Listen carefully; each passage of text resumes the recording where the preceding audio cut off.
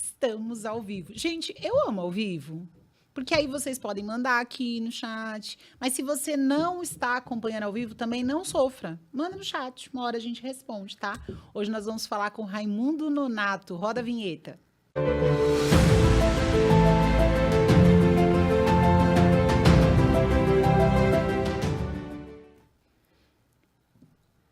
E antes de passar a palavra para o nosso entrevistado de hoje, eu vou ler a biografia dele, como é o nosso padrão, né? Então, Raimundo Nonato, ele é educador, pesquisador e escritor. Ele é doutorando em Humanidades pela USP, com mais de 20 anos de atuação na rede pública e no ensino superior. Ele é autor de livros como Democratização do Ensino Superior no Brasil, Mulheres das Águas e Entre Faces, além de participação nas coletâneas Cadernos Negros. Ele atua também nos temas de formação de professores, direitos humanos, literatura negro-brasileira e educação antirracista. E estamos aqui. Seja bem-vindo, Raimundo. Que bom ter você conosco. Obrigado por aceitar o convite. Olá, Rose. Eu que agradeço esse convite. É uma honra estar com você aqui nesta data. Eu agradeço o convite de estar falando com o pessoal aqui, enfim, da editora G1. E vamos seguir a nossa conversa aí nessa data. Obrigado mais uma vez pelo convite. É muito bom. Eu estou acompanhando aqui, querido Ralph. O Ralph é a galera da produção, né? Que vocês falam, gente, quem é o Ralph? Que a Rose fala do Ralph. Será que ele é alguma entidade? Não, o Ralph é o que nos ajuda. E parece-me que o chat ainda está desativado, viu, Ralph? A gente tinha esperança que quando entrasse no ar... É que faz um tempinho já que a gente não faz ao vivo, gente. Dá tudo certo no final, tá? Mas nós vamos tocando aqui. Se vocês tiverem as dúvidas de vocês anotem aí. E quando o chat abrir, vocês colocam aqui no chat pra gente, tá? Mas me conta, Raimundo. Professor de português. Professor de português Sim. São todos maravilhosos. Você sabe disso, né? Concordo. Não sei por que eu tô falando isso. Mas como é que você começou? Você sabia que você ia ser da educação desde sempre? Ou você é aquele povo, não deu nada certo, vou dar aula? Olha só, eu não sabia que eu ia ser da educação, viu, Rose? Me tornar professor foi um percurso que foi realizado aí de repente, porque na verdade, assim, hoje nós tratamos de projetos de vida dos alunos, né? Incentivamos eles a sonharem. E eu lembro da minha infância, a minha infância me disse que assim, eu fui sonhando e fui vivendo, ou a vida foi me sonhando e eu fui realizando, né? Então, hoje eu estou professor por uma questão de uma decisão que eu tomei lá por volta de 2002, 2003, quando eu atuava na Guarda Civil Municipal de São Bernardo do Campo. Nossa, Raimundo, e eu também fui guarda, eu também comecei nesse ano, que horror, quantas coincidências. E aí eu falei, olha só, eu estou precisando fazer um concurso, vou fazer uma graduação para me prestar concurso na área federal, né? Essa era a minha intenção. E eu acabei me matriculando no curso de letra me inscrevendo no curso de letra e de direito na Universidade Metodista, lá em São Bernardo. Aí chegou a vaga primeiro para letras e eu acabei escolhendo letras e fui fazer letras. Lá eu conheci um pessoal que estava na Educafro, né, que é uma instituição que promove o ingresso de jovens carentes na universidade. E nesse contato eu acabei dando aula como professor eventual na Educafro lá. Eu falei, olha gente, eu fui me aproximando deles e fui dar aula como professor eventual, não é? Como professor eventual, não, como professor voluntário, né? Então, fiquei 8 anos na Educafro dando aula como professor voluntário, sistematicamente, sem falhar um dia, assim, no sábado, né? Que eu ia dar aula de redação para eles. Nossa, que bonito. Enfim, aquilo me encantou e, assim, eu acabei prestando concurso logo no primeiro ano de faculdade. E passei lá em 16 mil e tralalá. Aí a gente pensa, nunca vão chamar, não vão chamar, então, mas foi até bom que eu estava no primeiro ano da faculdade, falei, não, vou esperar. E aí concluí a faculdade, fiz os estágios, peguei o certificado, o governador prorrogou o concurso, aí no finalzinho de 2007 eles me chamaram e eu ingressei como professor em 2008. Então, ser professor, eu até falo nas minhas formações que não é a gente que escolhe, você é escolhido. Então, eu entendo que eu fui escolhido para ser professor e estou aí há 20 anos dando aula para todas as... A gente tenta fugir, né? Eu tentei fugir algumas vezes, mas a educação fala, não, você me pertence, venha cá, né? Não, entendo. Aí, antes de ser professor, eu fui em muitas outras coisas, inclusive salva-vidas no SESI, né? Uma ocasião dessas aí, lá, temporário, lá, muito no início da década de 90. Trabalho com guarda civil, trabalho no setor privado, foram 10 anos de setor privado, 10 anos na segurança pública, e agora estou há 20 anos na educação. Então, a gente tem essa caminhada aí, essa Nossa, trajetória. mas aí você não entra na aposentadoria. Eu tô só falando de aposentadoria ultimamente, gente. Eu não sei por quê. Será que é um desejo ali? Mas você vai aposentar com quantos anos? Já fez essa Não, minha conta? aposentadoria, ela, assim, tá no meu horizonte. Assim, eu vejo ela, quando eu tô chegando perto, ela fica mais longe, eu chego perto, ela fica longe. Então, assim, Esse é o sonho é uma ilusão. intangível. Tô vendo a aposentadoria como uma ilusão. Até tá ali no meu horizonte. Mas, enfim, eu vou trabalhar na pior das hipóteses, Rosa. Eu vou trabalhar até os 60 anos, 61 anos ali para Que é por idade, que é né? por idade, enfim. Aí eu já vou estar com quase 40 anos de contribuição, que eu já tenho os 30 anos, 35 anos de contribuição eu já tenho, mas a idade, como eu sou muito jovem ainda, então vamos ter que... É difícil, né? Jovem ainda, jovem vamos ainda. esperar um pouco. Sim. Não, mas eu brinco da questão da aposentadoria, mas nós que somos pesquisadores, a gente só aposenta quando parte para o outro plano e olhe lá, né? Porque a gente vai deixando as nossas sementes no caminho que vão germinar. Então, nós somos imparáveis. Você vê Conceição, você acha que ela está pensando em parar de escrever? Ainda bem que não. Então, falando em Conceição, porque aí, eu não sou de stalkear, né? Mas antes de entrevistar a pessoa, eu dou uma olhadinha na rede social e eu vi que você estava lendo Conceição. Me conta sobre essa obra que eu ainda não li. Eu estou lendo o livro Literatura Negra, uma poética da nossa afro-brasilidade, que é o título da dissertação de mestrado dela, que ela publicou recentemente, né? Eu estou lendo esse livro. É a dissertação dela. Então, Você vou me dissertação obrigar a dela. comprar agora. Então, assim, eu acho que vou fazer aqui uma observação. Estou no primeiro capítulo ainda, mas já é um livro que, assim, que a gente traz bastante coisa que tem a ver com a minha pesquisa de doutorado também, não é? Eu pesquiso literatura negro-brasileira e ela traz muito de cadernos negros, né? Do movimento negro aí da década de 70, do início da década de 70, essa potência que se desenvolveu, que foi forjada ali mais ou menos na década de 70, e que ela pesquisa e traz esse contexto da construção do conceito de literatura negra e literatura negro-brasileira, né? Então, assim, eu acho que ela constrói esse conceito a partir de uma percepção de que o negro colocando ele como o protagonista da cena e não Sim. como um indivíduo que outrora aparecia na literatura de forma pejorativa. Então ela Sim, traz essa animalizado, objetificado, isso. né? Ela traz essa percepção aí para a gente. Então, bem no início, estou no primeiro capítulo, eu acho que, mas é como se eu já tivesse lido aqueles textos dela, né? De tanto que eu acompanho e ouço Conceição Evaristo, enfim, eu acho que ela vai contribuir bastante com a minha pesquisa, esse livro dela. Eu comprei ele assim com bastante animado, né? Porque eu sei que ele vai contribuir para mim. Aí já fica o beijo para Conceição. Conceição, te espero aqui para te entrevistar. Conceição, quero editar um livro seu. Conceição, quero tomar um café contigo, comer um pão de queijo contigo. A pessoa já, não, quem joga pro universo, né? Aí que a Conceição, né, me ouve aí. Eu espero que ela esteja na minha banca de doutorado. Ai, não, por favor. Você pode, né? Convidada, viu, Conceição? Ai, doutorando da USP é outra coisa, né? Falei, então, Conceição, vai para minha banca, mas eu também te convido para minha banca. Tá um pouco mais distante que a do Raimundo. Mas, né? Não, e aí eu vou lá, né?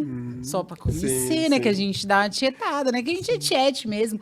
E agradecer, na verdade, a gente precisa agradecer a Conceição Evaristo por toda a contribuição que ela fez para a academia, para o pesquisador negro, para quem pesquisa sobre letramento racial, sobre literatura negra, enfim. Ela foi quem desbravou. Ela abriu a selva e eu, Rose, me vejo como alguém que a trilha está feita, vamos caminhar na trilha que ela, Carolina Maria de Jesus e tantas outras aí abriram para nós, né? É um prazer a gente poder tê-la, né? Perto da gente, né? De alguma forma, não está aqui ainda na mesa do AG1 Pod, mas já tá conosco. Está convidada, né? Sim, e está correndo com a gente. Mas eu quero te trazer essa provocação, que foi algo que eu conversei sobre com os meus alunos, né? Que eu tenho alunos negros e que são contrários ao sistema de cotas. Mas me diz, o que o letramento racial tem a ver com o sistema de cotas? Você falou do cursinho, né? Do Educafro, que foi nossa, uma porta de entrada para tantas pessoas. Se você já foi da Educafro, conhece alguém, comenta aqui, porque a gente precisa de contar para as pessoas iniciativas. Ainda existe? Existe. A Ah, que Educafro, bom. ela é dirigida pelo Frei Davi, um abraço ao Frei Davi.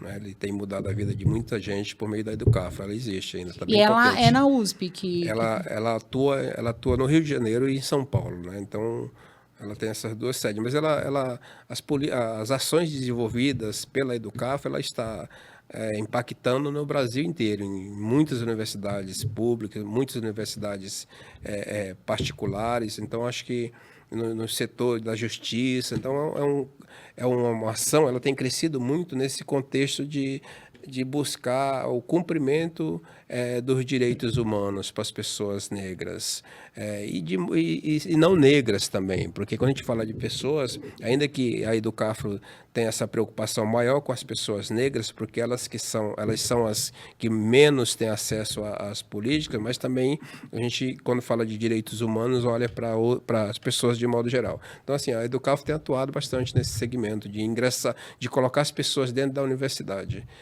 E fazer com que elas se mantenham dentro da universidade até o momento de formação. Saiu da universidade formadas, então vamos encontrar mercado de trabalho para essas pessoas. Então, acho que ela tem atuado bastante nesse sentido. E aí o letramento tem o que a ver com as cotas, né? Porque aí eu faço uma pergunta, puxo para outro recorte, mas a gente vai acompanhando aqui, né? Vamos lá, o letramento racial, em grosso modo, o letramento racial é aprender a ler, não é? Então, o letramento é aprender a ler, né? Como é que eu leio o meu entorno, né? Então, a gente pode pensar em vários tipos de letramento racial, letramento matemático, letramento digital, letramento geográfico, então, letramento social. Então, o letramento ele é um princípio, é um conceito que dá a ideia de aprender a ler, né? Então, grosso modo, é aprender a ler e a escrever. Quando eu falo do letramento racial, é fazer com que as pessoas percebam que as ações eventuais que elas praticam pode estar ofendendo alguém, não é? Então pode estar tirando a tranquilidade de uma pessoa. E as ações que eventualmente um racista pratique com você, você precisa estar atento, você precisa entender. Eu Ler digo aquilo como racismo. precisa aprender a ler como que as mensagens chegam até a gente. Isso é uma prática racista ou não é uma prática racista? Eu estou agindo de forma racista, não estou agindo, eu estou sofrendo racismo, eu estou praticando. Então, quer dizer, o letramento é isso. Vamos compreender o mundo, essas relações raciais, étnico-raciais, como que elas se entrelaçam e se nesse entrelaçamento elas estão oprimindo um grupo ou outro. O letramento vem nesse contexto. Então falta letramento. Falta muito letramento, né, do ponto de vista racial, para esses ditos críticos das cotas raciais, né? As cotas raciais, eu costumo dizer que as pessoas, eu concordo eu vou discordar em um dado momento com as cotas raciais, daqui a uns 500 anos a gente volta a conversar, porque em princípio elas precisam serem mantidas. Primeiro porque quando a gente fala de cotas, elas não nascem em 2012, né? Esses ditos críticos das cotas raciais que a gente vê eventualmente falando, eu acho que agora diminuiu mais, né? Diminuiu um pouco, eles se esconderam, deixaram de verbalizar esse discurso. Não, eles não criticam a primeira lei de cotas, que é de 1968, né? A chamada lei do boi, né? A lei do boi, apelidada de lei do boi, ela dizia assim que 50% das vagas em universidades federais ou institutos federais deveriam ser destinadas a filhos de proprietários de terras e fazendeiros. Então, ninguém achou ruim, né? Não, ninguém reclamou, ninguém suscita essa lei, né? Eu gosto muito de falar disso porque a lei de cotas para os ditos críticos, ela só é válida, ela é até válida, mas depende do grupo em que você vai favorecer. Então, eu acho que isso é uma questão que a gente precisa trazer à tona, não é? Precisa trazer à tona. Então, o letramento defender as cotas, defender as cotas raciais ou se posicionar contra as cotas raciais hoje no Brasil é parte de um sujeito alheio à realidade. ele não é só alheio ao momento em que ele verbaliza ser contra as cotas raciais. Ele é totalmente leigo à formação do Brasil, né? É um indivíduo que está vivendo em outra órbita e não tomou conhecimento da história do Brasil, não tomou conhecimento da história como o Brasil foi forjado economicamente e socialmente. Quem formou esse país? Então, o letramento racial vem dizer assim, olha, não, cara, vamos olhar para isso e vamos discutir as cotas, vamos implementar as cotas, vamos fazer os ajustes necessários que toda política pública precisa de ajustes, precisa de ir sendo corrigidas, né? Então, ao longo do tempo. Mas, que até essa avaliação do fenótipo é uma perspectiva de correção, né? Sim. Né? As pessoas foram se descobrindo negras. Também é uma vantagem. Né? De repente, a pessoa não se via negra e teve o chá revelação. Sou negro. Né? Sem nenhum interesse. Muito se aproveita. Mas eu acho que é legal falar, Rosa, desculpa interromper aqui, mas assim, de que as cotas, elas não são apenas raciais. Às vezes a pessoa, ela se posiciona contra as cotas, mas eu pergunto para você, eu pergunto para o sujeito, o que você entende como cota? Ah, não, cota é aquele, assim, que são as vagas destinadas às pessoas negras. Então, vamos discutir cotas, então. O que são cotas? Aquelas 2 vaguinhas, 3 vaguinhas no ônibus coletivo lá é uma cota. Para o deficiente, para o idoso, para a pessoa grávida. Lá no estacionamento do mercado também nós temos a cota, as vagas reservadas. Sim, para autista, para deficiente, então, pessoas com deficiência. No transporte rodoviário nós também temos vagas reservadas, são cotas. Quando se fala de registro de chapas políticas, nós temos lá 30% das cotas reservadas. Ainda que eu acho que deveria ser 50%, né? Ou mais, 60% de vaga reservada para mulheres. Então, as chapas só são registradas se tiver 30% de mulheres candidatas. Então, também isso é cotas. Isso são cotas. E aí, quando eu entendo, eu leio a legislação e vejo lá que 50% das vagas das universidades públicas federais e institutos federais são reservados para alunos de escolas públicas. Então, 50% das vagas são reservadas para aluno de escola pública, independente se ele é vermelho, se ele é azul, se ele é preto, se ele é branco, não interessa. É aluno de escola pública? Então, 50% das vagas de escolas públicas, de universidades públicas e institutos federais são reservadas para este público.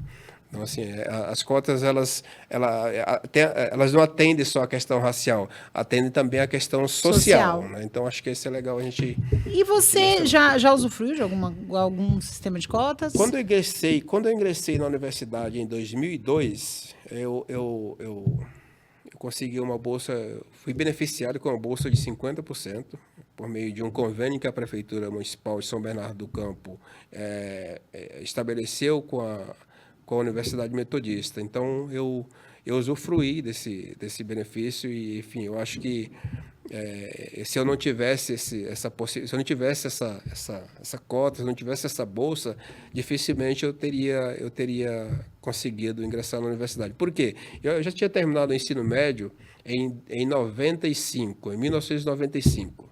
E eu eu era louco para ingressar na universidade. Puxa vida, olhava para um lado, olhava para outro. Quando eu encontrava uma pessoa que estava na universidade, eu admirava essa pessoa, olhava para ver se ela tinha alguma coisa diferente, né? Sim.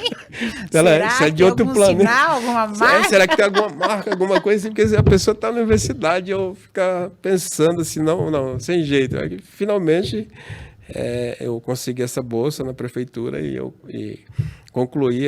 Não foi fácil, né? Não foi fácil concluir essa faculdade com bolsa de 50%, porque eu tinha que trabalhar durante o dia, 12 horas trabalhando na Guarda Municipal, e depois eu ia para a faculdade. Tinha dia que a gente não tinha dinheiro para pagar o transporte, não tinha dinheiro para lanchar, né? Então isso acabou, mas eu fui firme e me mantive ali.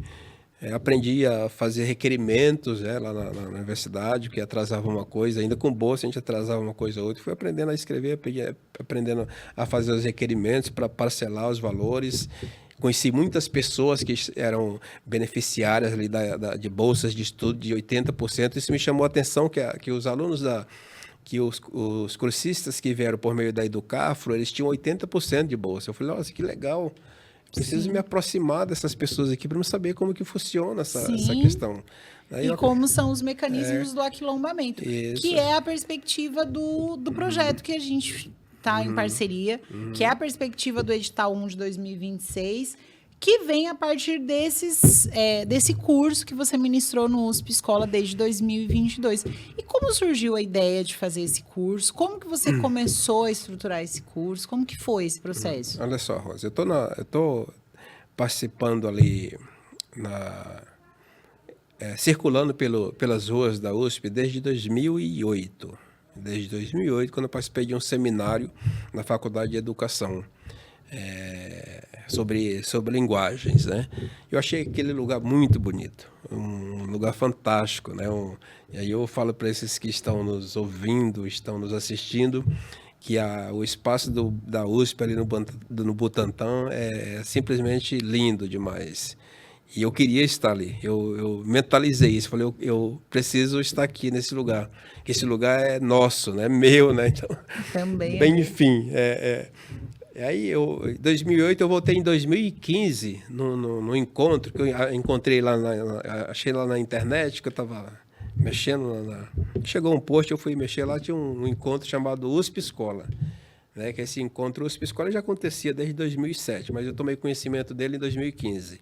E aí eu fui fazer um curso de cinema e educação na Faculdade de Arte da ECA, né?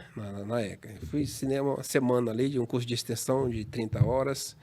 E desde 2015 eu nunca mais saí de lá.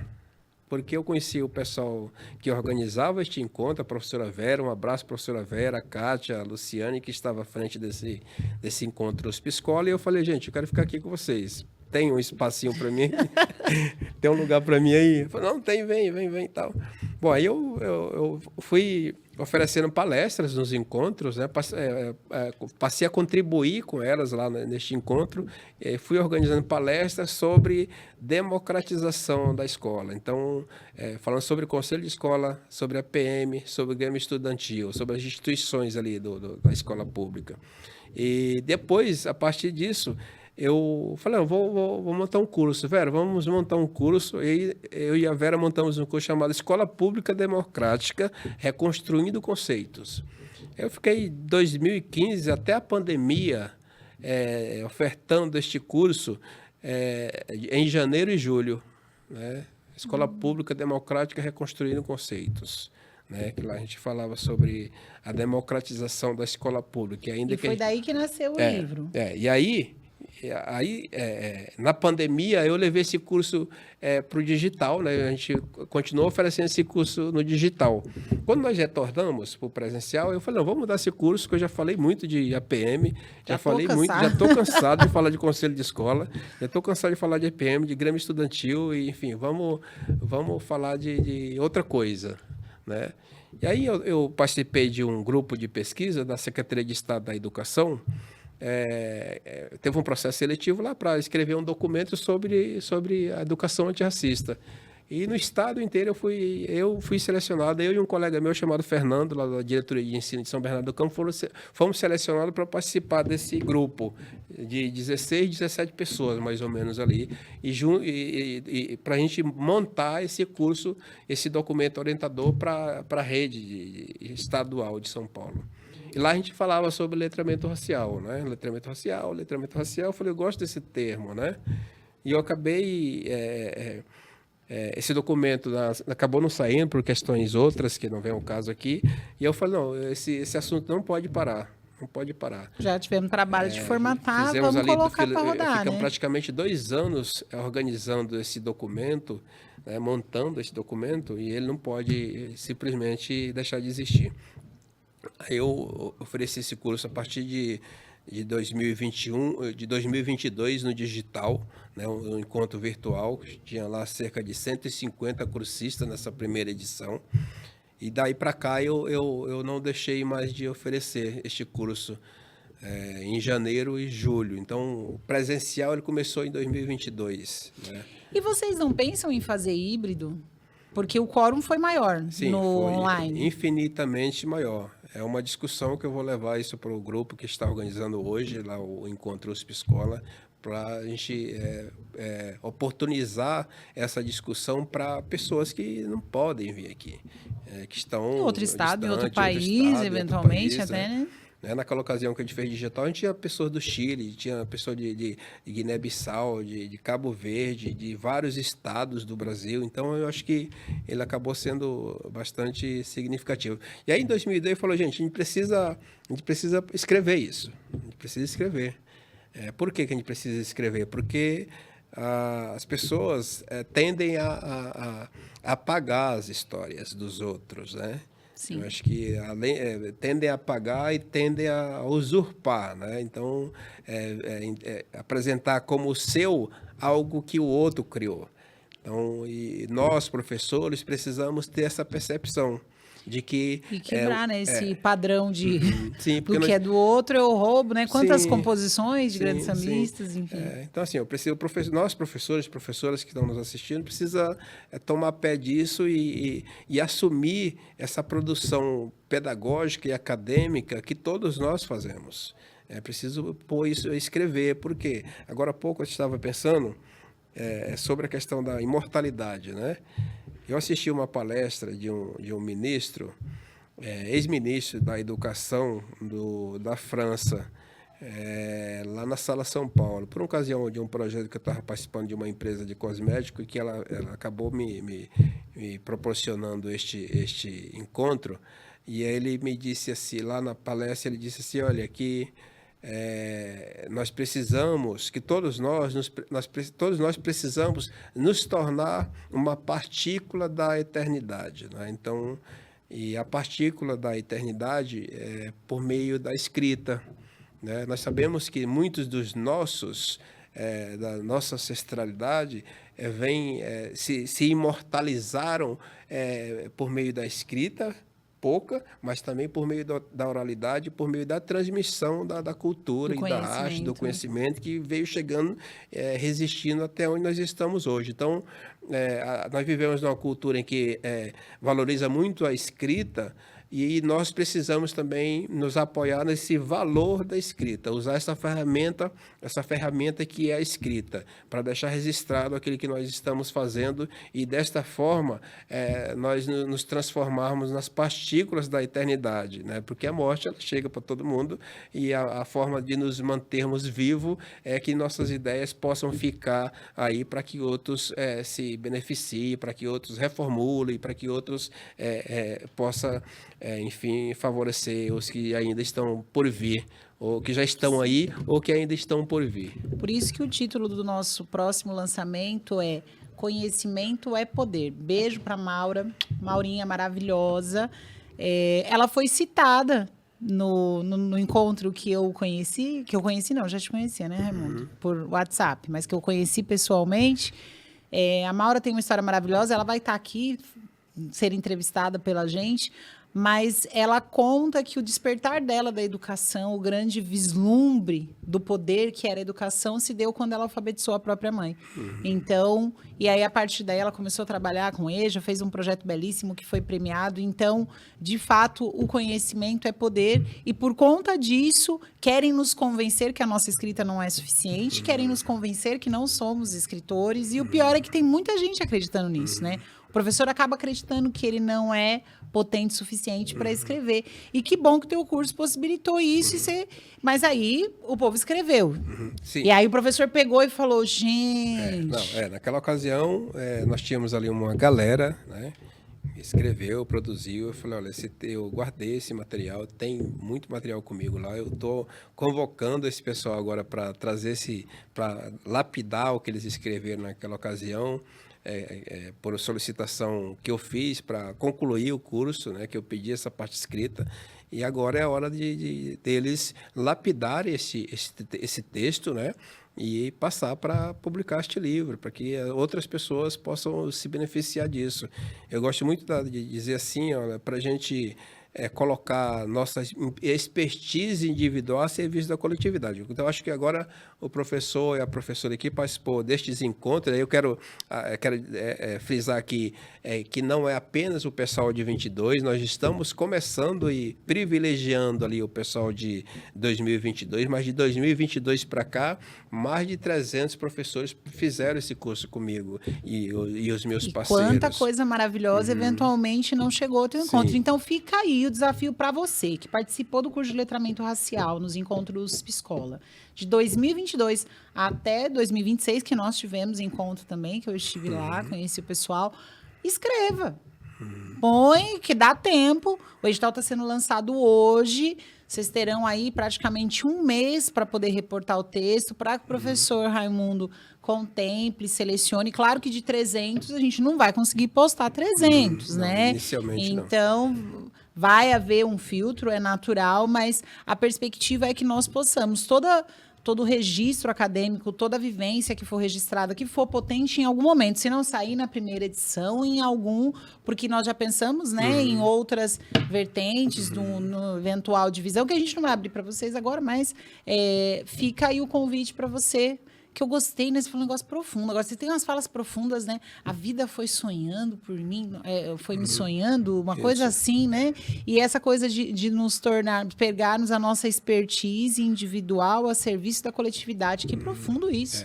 Você escreva isso no prefácio do livro, por favor. É isso, porque eu acho que eu tenho muito essa pegada, Rose, de trazer as pessoas para contribuírem. Quero aproveitar aqui para mandar um abraço para a Lucy, para a Isabela, para a Regina, né, para o Fernando, para o Leonardo e outros tantos que nesse período de 22 para cá passaram como palestrantes lá no curso. Porque eu entendo que a contribuição dessas pessoas enriquece o curso. Eu nunca chego sozinho. Eu não chego sozinho e não saio sozinho dos lugares. Eu sempre ando acompanhado, né? Então, ofertar esse curso lá e oportunizar que outras pessoas venham trazer a sua expertise individual para colocar ali a serviço da coletividade é o que eu faço de melhor nesse encontro. Então, essas pessoas que E o Raimundo me gente... oportunizou, né? Uma pessoa que sonhou, como ele, vislumbrou estar na USP e ele abriu espaço para que eu pudesse fazer, né, uma palestra para o pessoal, enfim, bem curtinha, mas uma fala que num dia que seria um dia de dores para mim, ele me oportunizou ser um dia de glórias. E isso é o quilombo, né? Isso é o aquilombar-se, né? É a pessoa chegar ferida, né? Com as suas feridas, que a vida, as dores que a vida lhe causou, e a gente poder ser o bálsamo do outro.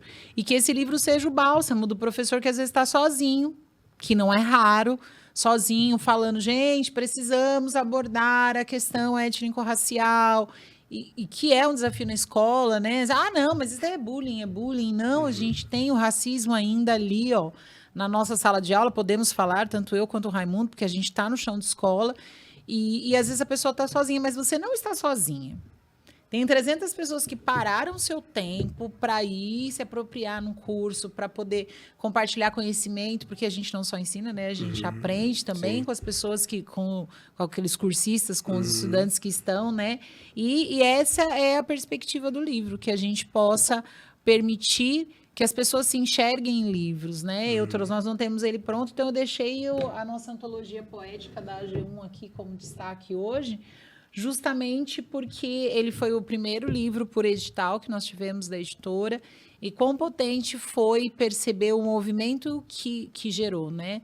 Gerou uma carta manifesto pela UFABC, com 19 instituições assinando, tudo na perspectiva do combate ao racismo, tanto o racismo simbólico que a gente vê nas literaturas, infelizmente, e as literaturas que são consagradas, que permanecem em nossas bibliotecas, e para que a gente esteja nesses espaços, para que a gente chegue na mão das crianças, a gente sabe quão penoso é. Mas não deixaremos de ser sementes e partículas de expertise espalhadas só porque é difícil. Porque A semente que é difícil de germinar também é ruim de tirar a raiz. Vai tentar matar uma espada de São Jorge, você vai ver. Trabalho que você vai ter, meu filho. O negócio não morre nunca. Quanto mais você corta, mais ela se multiplica. Quanto mais você enterra, mais ela enraiza. É sobre isso o nosso movimento, né? E você usa bastante no seu discurso e propôs como subtítulo um percurso. O que quer dizer esse percurso? Então, olha só, eu trouxe esse título, né, e o percurso como subtítulo para dizer assim que eu penso, se eu fosse transformar esse termo numa palavra, ele seria um rio. Esse percurso seria o percurso de um rio, né? Então que ainda nós estamos iniciando essa publicação agora, mas esta publicação não se encerra nela, né? Não se encerra agora e nunca vai se encerrar, porque ela tende a seguir o seu curso e o seu percurso de outras publicações, que seja comigo ou que seja semigo, mas as publicações elas devem continuar, não é? Então acho que esse é um pontapé inicial para que os participantes deste primeiro livro sobre essa temática possam se sentir encorajadas e fazerem outros caminhos, outras publicações. Então, a ideia é que esse termo de um percurso incentive e encoraje as pessoas a continuarem a publicar e a pensar essa temática. Para além disso, Rose, eu ainda tenho outros títulos a brotarem daí, não é? Então, eu acho que esse é um marco inicial, né, para que outros títulos possam surgir. Eu acho que já seria o letramento racial, um percurso, letramento racial, um fazer contínuo, letramento racial, o que é e como se faz. Então, são possibilidades. Um percurso marca o início de N possibilidades, né? Sim, e como o rio, né? Ele vai passando, sim, e vai deixando vida. Isso, vai deixando vida. Quando a gente vai procurar um lugar para habitar, você procura perto do rio, porque é a água que nós precisamos. Então, que seja essa fonte, né? Capaz de irrigar a educação das relações étnico-raciais, tão emergente. Sim. Não, tão precisa, né? E tá aí o mar pela frente, né? Nesse percurso. Sim, o oceano infindável. Quer dizer, é uma simbologia, né? Que a gente cria aqui, a partir desse termo, para que as coisas possam finalmente chegarem às escolas, esses termos possam chegar às escolas, essas práticas possam chegar à escola. Então, fazendo o caminho, então, da universidade para a escola, né? Então, a gente pensa nisso também, que seja aqui um caminho. Na verdade, quando eu penso no mar, esse mar é a escola, né? Esse oceano é a escola, onde as possibilidades, onde as coisas acontecem, e aí a gente precisa levar isso de volta. Não é que a universidade está criando isso, né? A universidade ela está apenas sendo um instrumento, né? E é tão penoso criar uma pesquisa, né? É tão penoso escrever um livro dentro dos moldes acadêmicos, que lá no edital vocês vão ver os padrões certinhos de como escrever, enfim. E é penoso isso para enterrar. Sim. Tem que jogar para o rio, tem que chegar no mar, né? Tem que chegar no mar, né? Então, assim, esse retorno, esse percurso que a gente precisa fazer. Chegar lá na escola com essas ideias, né? Que elas vieram de lá, na verdade. Nós estamos lá todo dia, eu e a Rose aqui, e vocês que estão nos acompanhando, nós estamos lá na escola. Então, viemos até a universidade e aqui a gente processou essas informações, nos juntamos, nos aquilombamos, né, para processar informações, trocar, fortalecer um ao outro, e agora a gente vai criar esse livro para levá-lo de volta lá para aqueles que não puderam estar com a gente aqui na universidade. Eu acho que esse é o... Que potente. A Fabi está falando aqui que foi um momento incrível o curso com o professor Raimundo. Beijo, Fabi. Obrigada pela audiência. Então vai ter que escrever, viu, Fabi? Já tá escalada. Vai ter de escrever. Se foi maravilhoso, queremos saber o que fruto que deu. O que esse rio fez pela escola que você trabalha, por onde você está. Mas, falando do edital aí, você já falou, né, que é importante a gente oportunizar isso para os educadores, porque ter um livro, vamos falar academicamente, na questão prática, né? Porque às vezes a pessoa fala, eu vou estar num livro para quê? Se ele for... Não, eu quero fazer um mestrado e um doutorado, eventualmente eu quero lecionar na faculdade, que esse é um do... já sou, né? professora universitária, mas enfim, era um dos meus sonhos. Mas o que a pessoa precisa de fazer para estar nesse lugar? A publicação no livro faz uma diferença para quem quer ser um mestre, um doutor, enfim? Com certeza. Então, assim, olha, as publicações, de modo geral, né, elas fazem diferença porque a faculdade ainda se alimenta bastante disso, né? O currículo, a pontuação, então tudo isso, na hora de fazer uma seleção, um processo seletivo ali, as publicações contam. 1 ponto, 2 pontos que seja, vai mudar toda a sua vida, vai mudar todo o seu trajeto ali e faz a diferença entre ter um professor, uma professora, um candidato, uma candidata que tem publicações e outro que não tem. Isso vai fazer a diferença. Então, acho que concursos os também. concursos na universidade, concursos em escolas, de modo geral, tem essa... Então, é um investimento, na verdade, né? Você vai fazer um investimento na sua carreira, né? A publicação é um investimento. Para além de ser um investimento, é uma semente, né? E é uma possibilidade que você estabelece e publiciza as suas ideias para auxiliar outras pessoas. O que é uma ideia na minha cabeça? Nada. Ela precisa sair. Ser acessada por outras pessoas. Ela precisa ser acessada por outras pessoas. E aí, na publicação, isso contribui bastante. Eu escrevi um poema cujo título é Minha Mente é o Reino da Liberdade, né? Então, assim, eu acho que... mas essa liberdade e esse reino precisa ser externalizado. Então, como é que eu externalizo? Muitas vezes na oralidade, né? Na conversa com as pessoas, mas isso vai... né? Ainda que a minha fala, ainda que o meu discurso acabe... e o seu, e de outros, acabe printando e o corpo levando esse discurso, porque muitas vezes, mesmo que a pessoa não queira internalizar aquilo mentalmente, mas o corpo leva, né? O corpo leva, aquilo que ouve, o corpo leva. Eu acho que a parte escrita ela acaba assim, contribuindo mais do que a oralidade. Neste contexto que nós estamos vivendo agora, né? Nessa sociedade que privilegia mesmo o escrito, e nós não podemos estar de fora dessa tecnologia que é a escrita, que são as publicações, que são os livros. Nós precisamos, quando pensarmos em letramento racial, quando pensarmos em combater o racismo, pensar também em ocupar espaços, em criar espaços seguros de diálogos e usar o maior número possível de linguagens. Então, Sim. Eu uso o teatro, eu uso a poesia, eu uso a escrita, eu uso a dança, eu uso a música, eu uso o meu corpo, eu uso os meus adereços, eu uso o meu cabelo, eu uso o que for necessário de linguagem para comunicar que eu não concordo da forma como pessoas racistas tratam as outras. Então, eu calado, eu mando mensagem. Sim, a minha existência já grita. Então, assim, eu andando pela rua já estou falando muita coisa, né? Já estou dizendo muita Sim. coisa. Minha irmã pesquisadora, a doutora Rosana, beijo, irmã, ela fala... não é dela essa fala, tá? Mas ela fala, a gente afrogrita, Rose. Onde a gente chega, a gente afrogrita, porque para alguns é incômodo assumir-se, assumir o seu cabelo, assumir a sua cor, assumir a sua cultura. E é bom demais a gente poder cravar isso.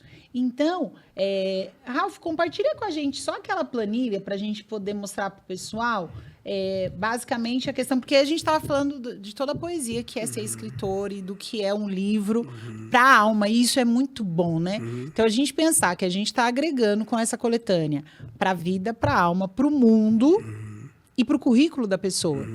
Porque é o que você falou, é um pontinho, é um detalhe que vai fazer a diferença. Em algumas redes de ensino mais avançadas, fica a dica aí, se você é prefeito, está assistindo, e a tua prefeitura ainda não pensa numa evolução funcional a partir das publicações, porque as redes mais avançadas, as redes de ensino mais avançadas reconhecem publicação em livros, publicação de livros também, enfim. como pontuação para a evolução, para a pessoa ganhar mais, enfim. Capítulo de livro. Capítulo de livro. Então, se o seu município não faz isso, dá uma revisada aí no plano do magistério. Fica a dica. Então, ó, nós temos o lançamento do edital hoje, dia 5 de março. Tá lançado. Nós deixamos o link, ele tá só no Instagram, mas vai estar aqui também na descrição do vídeo. Vamos deixar também no site da editora, www.ag1.com.br.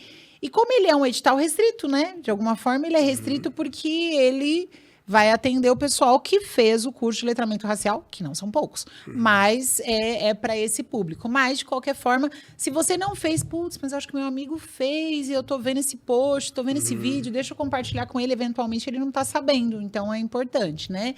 Então, até o dia 10/4, então, se a pessoa ficou sabendo hoje, ela tem pouco mais de um mês para escrever, revisar, ver se está dentro dos moldes, dentro dos padrões estabelecidos lá no edital e encaminhar, que tá tudo certinho dentro do edital, tá, gente? Para que e-mail que você vai mandar, enfim. E a inscrição, como é que é? A pessoa vai preencher um forms e ela vai anexar a ficha de inscrição assinada por ela, a ficha de inscrição e também a seção dos direitos, porque aí, quando você reportar o seu texto para o organizador, passa a ser, nossa, ele vai usufruir de mim. Gente, já entendemos que é benefício para vocês correr. Quem é gigante corre com os grandes. Fica a dica para vocês. Então, a divulgação dos resultados, e a gente vai ter um convite aí para que vocês possam participar. A gente vai ter uma reunião para tirar todas as dúvidas, saber certinho como que é o processo, enfim, desse investimento. Você, no dia 14 de abril, a gente vai encaminhar o convite, mas já deixa anotado na sua agenda. Se você, que nem eu, fala, é meu esse capítulo, eu só vou mandar pro professor para ele poder ler, ter certeza que meu texto é maravilhoso. E aí, então já anota na tua agenda que dia 15 de abril você tem uma reunião com a gente às 19 horas já agendada, tá? Aí nós vamos ter a parte de edição e diagramação do livro até o dia 30 de maio, e o lançamento está previsto para 10 de junho já, e a tiragem, os livros daqueles que estiverem publicando, estará em mãos até o dia 30 de junho. Nós temos aqui a Fabi, que você falou que você é um querido, tá? Obrigado, Fabi. Ainda você que o texto não entre na publicação, eu receberei uma devolutiva, claro, né? Você não vai deixar ninguém no vácuo, né? Todos vão receber devolutiva, todos. Não é assim, recebi texto demais, nem vou ler, tô com preguiça, tchau pra vocês. Não, gente, o Raimundo que lute, ele sabe que ele tá na iminência de 300 livros, mas precisa de ajuda, claro. Você fala, Rose, tem 350 livros, eu achei que era 300 cursistas, mas era 350, você me ajuda? Não, relaxa. Nós vamos dar devolutivas para todos, tá? E Fabi, não é a Fabi que mandou, gente, foi a Jéssica. Ô, Jéssica, eu vou querer ler seu texto, tá? A Fabi eu escalei, a Fabi ela só colocou o kkk, mas enfim, quero ler o texto da Jéssica também, e eu também te dou uma devolutiva, tá? Claro que a do Raimundo tem um peso bem maior, mas eu também darei a minha, porque eu sou dessas, né? Então, gente, aproveitem. Os links vou deixar aqui na descrição para vocês. E aí, conta para mim, Raimundo, que mensagem que você quer deixar para quem pretende se aprofundar nessa questão do letramento? Quem, como eu, fala, nossa, por que eu não fiz esse curso antes? Tá desde 2022, como é que eu não fiquei sabendo que eu queria tanto fazer? Agora você não vai ter como enjoar da temática, porque eu e tantos outros vamos querer fazer esse curso. Mas qual mensagem que você deixa, principalmente para o professor, que está preocupado com a educação antirracista, que quer implementar a educação das relações étnico-raciais no chão de escola, na vida, né? Qual é a mensagem que você deixa para eles? Olha só, eu acho que o que a gente tem dito, né, eventualmente nas palestras e cursos que eu tenho ofertado, é que o professor, a professora, pensando aqui na escola, Rose, precisa identificar, né, o público que chega ali sistematicamente todos os dias. Nós temos desenvolvido trabalhos significativos dentro das unidades escolares. Eu tenho acompanhado alguns casos, mas esses trabalhos acabam sendo descontinuados. Não porque é o projeto do Raimundo, é o projeto da Rose, é o projeto do professor tal, o projeto da diretora tal, do coordenador. Então, a gente sabe que a movimentação de docentes nas escolas, elas acontecem ano a ano, e isso acaba tendo uma descontinuidade. Minha sugestão é que a escola institucionalize essas ações, não é? Para que, independente de quem esteja ali, elas possam acontecer. Eu acho que ainda precisa de uma força da secretaria e, enfim, dos governos para que essa institucionalização das ações acerca da educação antirracista possa efetivamente funcionar, independente de quem esteja lá. Mas, em princípio, a escola pode identificar, né? Eu acho que aí eu quero chamar a atenção aqui para uma resolução que foi publicada em novembro de 2025, da própria Secretaria de Estado da Educação, que propõe que as escolas façam uma pesquisa de seus alunos para identificar etnicamente quem é quem ali, olha, como que eles se identificam, né? Se for maior de 16 anos, se for menor de 16, verifique com os pais como é que a gente preenche aquele documento ali, se ele é indígena, se ele é negro, se ele é pardo, se ele é branco. Então, acho que esse diagnóstico, eu venho falando dele de longa data, né, nos cursos que eu ofertei, para que as escolas façam o diagnóstico. Não dá para a gente ficar tirando para todo lado. Então, a gente tem que fazer o diagnóstico para saber quem é que está frequentando ali sistematicamente, para as nossas ações serem mais assertivas. As ações precisam ser mais assertivas nas unidades escolares. Uma vez que essas ações sejam mais assertivas, aí a gente parte para a institucionalização, que já demorou, né?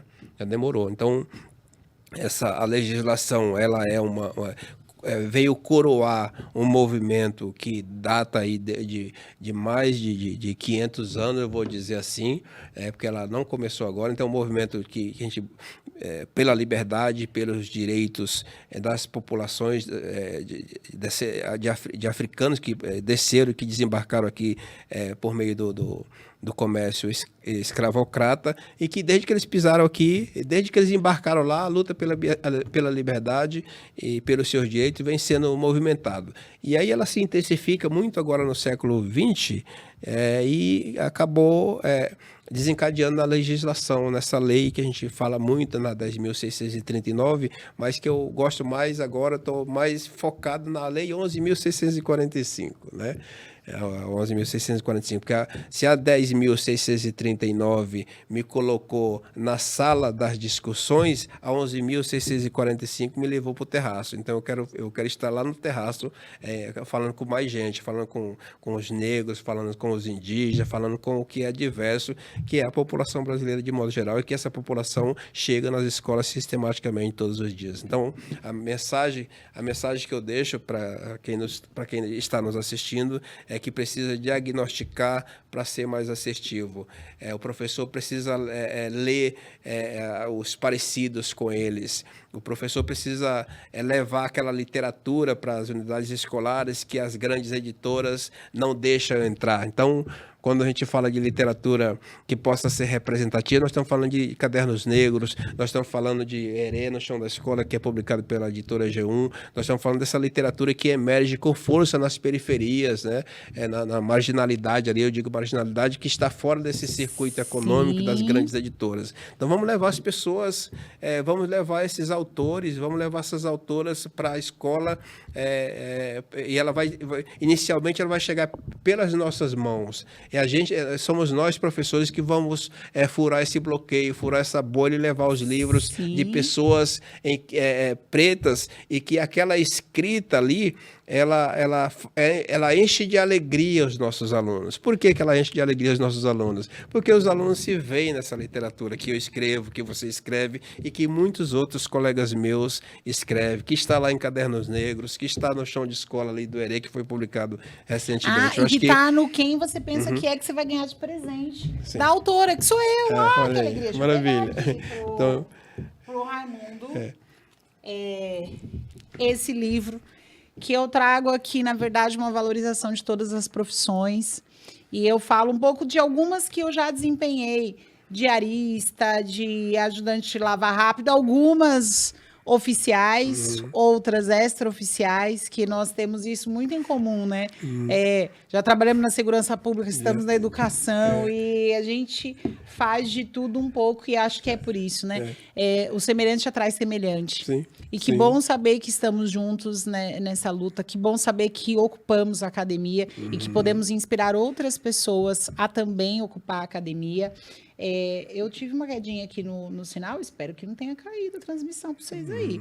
Mas a Lucineide deixou aqui um chamado para os colegas. Gente, vamos, cursista do USP Escola, escrever, aproveitem, essa coletânea vai abrir portas. Parabéns, querido Raimundo e a G1. Obrigada, Lu, pelo carinho. Lucia, é isso mesmo. Também quero ver seu texto. Quando eu estou lendo 300 textos, mas eu vou ler todos, né? Vou editar. Lucia acabou de lançar um livro, né, sobre Maria Felipa. Ela está nesse movimento de tornar, quero conhecer, quero de receber. tornar público este livro dela, né? Eu acho que vale a pena investir nisso também.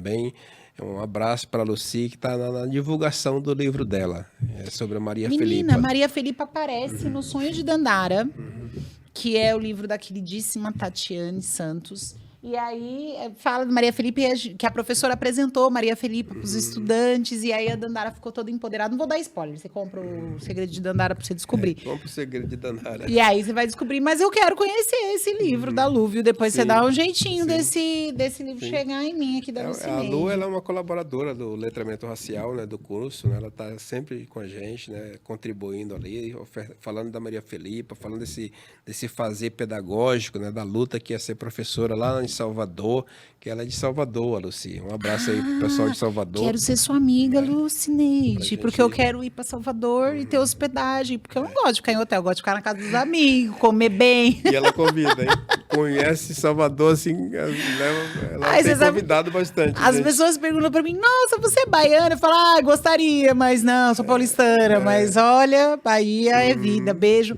Para a Bahia, para a nossa audiência da Bahia. Deixa aqui nos comentários de onde você é, se você também é do Nordeste, se você é da Bahia, se você é de Salvador. Pode me convidar que eu vou, né, Brasil? Sim, claro. Convida a gente vai bater um papo, falar sobre letramento racial. Pagando a passagem do avião e fazendo uma comidinha boa pra gente, tá tudo certo. A gente combina e vai pro Brasil, né? E vai pro mundo.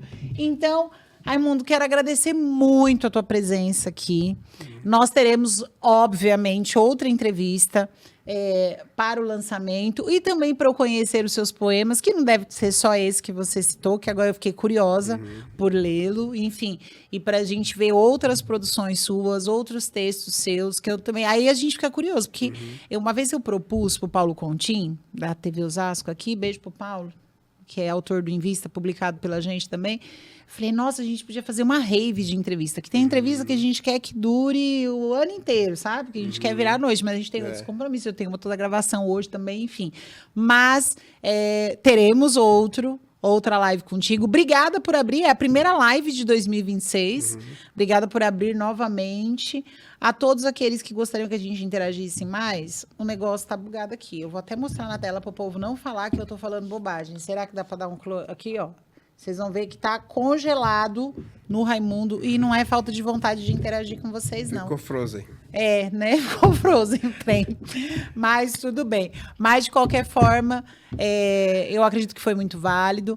Se tiverem dúvidas, deixem aqui no chat. É um horário comercial, né, que a gente fez a nossa transmissão. Então, às vezes, a pessoa tem dúvida. Muitos me responderam no particular. Ai, Rose, queria tanto participar, mas eu vou estar trabalhando. Não tem problema, assiste depois. Compartilha com quem já fez o curso dos Pscola. Deixa as dúvidas quem vai publicar aqui. A gente vai sanando. De qualquer forma, aqueles da primeira turma, né? Que sempre o primeiro é o menino dos olhos, né? Da gente.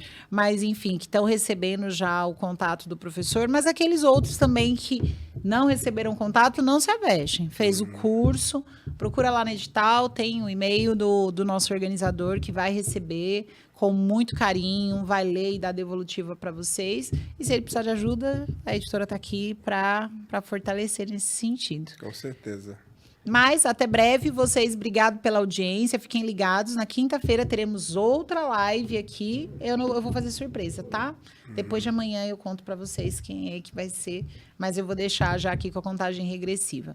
Um abraço e até a próxima. Beijo. Valeu, gente, obrigado.